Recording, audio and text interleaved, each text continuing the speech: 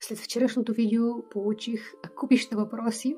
Как така един ден казвам, че мислите са супер важни, трябва да им благодарим, да им обръщаме внимание, а на следващия ден все едно заклеймявам всичко това и казвам не. Трябва да действате, защото действието е най-важно. И двете неща са верни. И те не се изключват едно от друго. Ето защо е много важно да има синхрон между мислите и действията. Това помага на абсолютно всеки човек да усеща своята стабилност, своята устойчивост и своята вътрешна сила. Колкото по-голяма е твоята вътрешна сила, толкова по-малка е нуждата ти от чуждото одобрение, от чуждото мнение, от чуждата любов, от чуждите грижи. Не казвам, че трябва да живееш сам, напротив. Но колкото по-голяма е твоята вътрешна сила, толкова по-завършен си ти.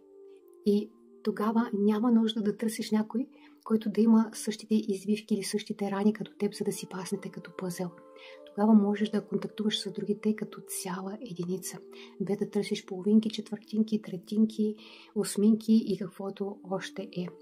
Ти си съвършена единица. И търсиш други подобни, привличаш други такива към себе си.